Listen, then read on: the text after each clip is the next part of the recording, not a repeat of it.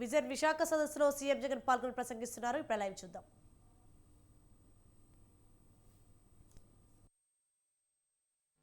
In fact,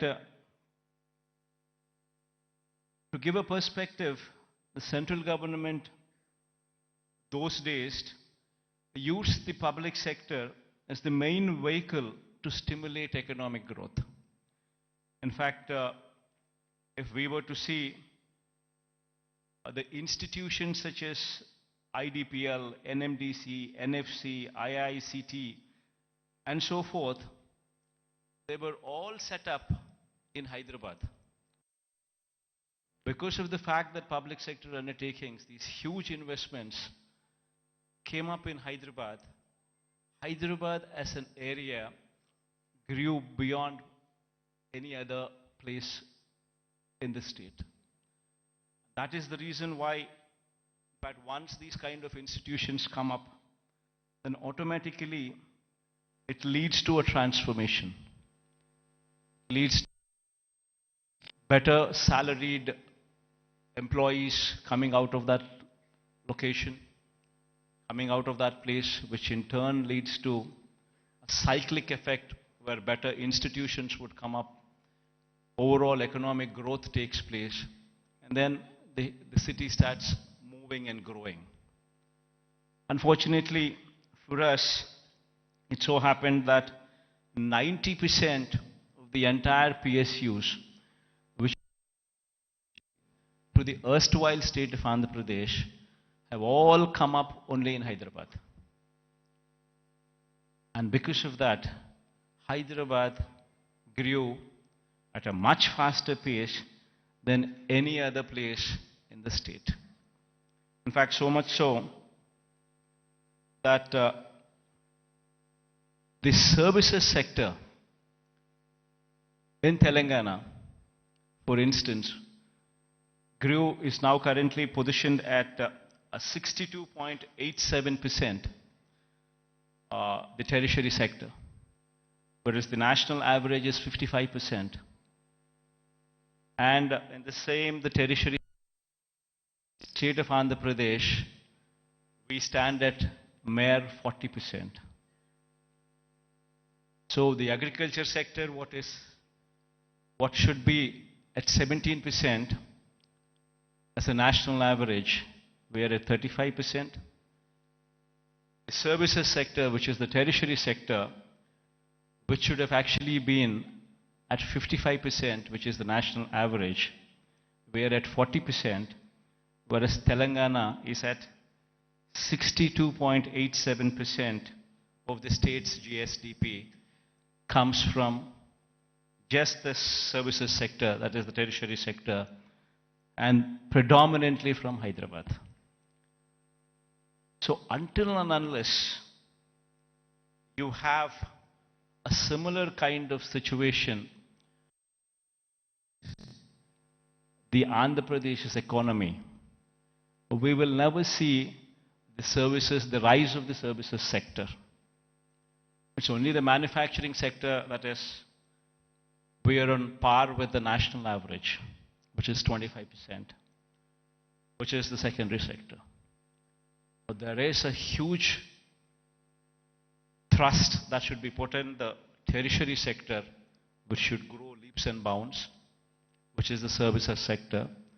And our dependence on agriculture gradually should come down, per se not meaning to say that the growth should come down. The growth in agriculture sector is per se not much. You do not see the kind of numbers what you see in the services sector. So it's very important for any particular state to grow. It's very important that the secondary sector, that is the services sector, that is the tertiary sector, should grow leaps and bounds. In fact, owing to this reason, the per capita income of Andhra Pradesh, if one were to compare with Telangana, is only 2,19,518. When compared to the figures of those in Telangana, you would see 3,12,398 for the year 2022. This is the per capita income. predominantly it is coming from Hyderabad. The reason why I'm saying this is we would have to have a balanced growth. We would have to harness the strengths that we have. We have a huge coastline of our second largest coastline, in fact, in the country, 974 kilometers of coastline. Now, this is one potential that we need to harness to ensure that we have an economy which is port-led economy, which would support the manufacturing side. While we support the manufacturing side through port-led development, developing our 974-kilometer coastline with various nodes, industrial nodes coming up closer to the ports. While we do so, we also need to strengthen our services sector, developing Visakhapatnam, developing Vizag. It's got to be a mix of both. Only then we would see this kind of growth rate. In fact, to do so, we have, in fact, the state of Andhra Pradesh, before 2019, that is before our regime had come in, the state of Andhra Pradesh exports in 4 locations. Now, in this 5 years of regime, we're actually in a very advanced stage of constructing 4 more ports. In fact, at a rapid pace, the construction of the ports is going on. In fact, 16,000 and odd crores of investment is going in. We've already incurred more than close to 4,000 crores of this investment. And Ramayapatnam is one particular port where, in fact, my people are saying that going forward next month, you would actually see a ship coming into the port. So much so. In progress, one can also see if one were to visit these ports, be it Ramayapatnam port, which is going at a massive pace, be it the Machilipatnam port, which is also progressing at a very, very brisk pace. So is the progress in Kakinada also. It's a private port though, Kakinada being. And then the Mulapeta port coming up in Srikakulam is also moving at a very, very brisk pace. So 3 of them are coming up in government sector, 1 of them is coming up in the private sector. All 4 are moving in a very, very brisk pace. So what we're currently doing is developing what we had 6 ports earlier in 4 locations. We're developing. And then we're building 10 fishing harbors to support blue economy.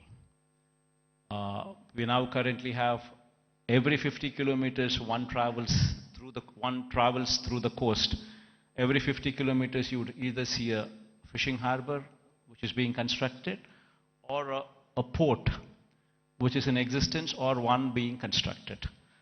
So every 50 kilometers per se, you actually have a booster for the economy currently in the state available. We're also building 6 fish landing centers as well. And then there is a lot of focus on greenfield electronics manufacturing cluster, development of nodes which is taking place. This greenfield electronics manufacturing cluster is coming up at Koparthi and YSR district, and industrial parks in Achutapuram, Orvakallu, and Krishnapatnam. These are all several steps to ensure the development is more balanced across the state. In fact, as I've said, as I've been speaking,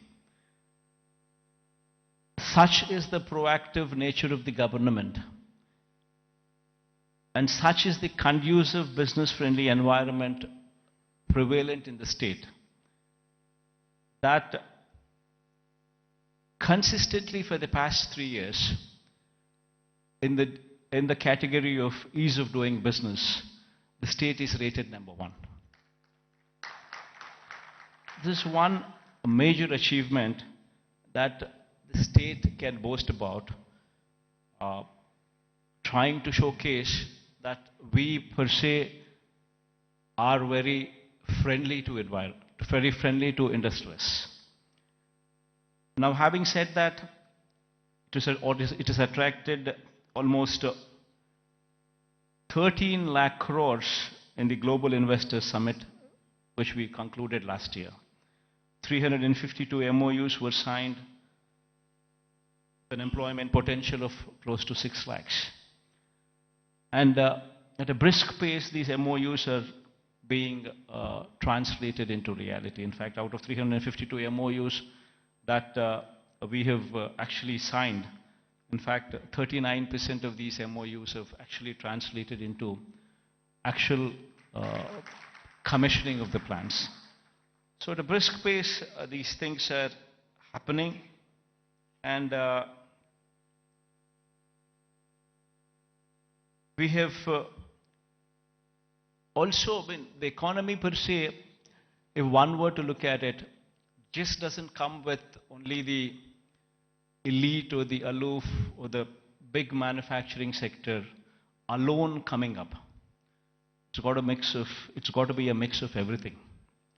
In fact, so much so that I would say that the state government has implemented in these 5 years several welfare programs orienting them towards sustainable self-employment. In fact, every scheme of the state government, if one were to notice the schemes, especially the welfare schemes, one would be surprised to see what kind of a transformational bearing these schemes have. To begin with, everything is DBT, direct benefit transfer, where there's no middleman in between, where everything is transparent and there's no corruption there. Now, having said that, every scheme is hand-holding women. So much so that every scheme is translating. Say, for instance, I speak about Cheyuta as one particular scheme. The scheme actually narrates hand-holding women, the same particular woman, consistently for 4 years, every year giving 18,750 rupees for the same woman. So in 4 years' time, you actually handhold the same woman, giving every year 18,750 to the same women. While we are doing that, we ensured that there is a bank tie-up also coming into picture. We've also ensured that big companies, starting from Amul to ITC to Reliance to Procter & Gamble, to such kind of big companies also partnering with these women in sharing opportunities, in showing them livelihood opportunities. So it's a mix of the same women so that these women stand on their feet.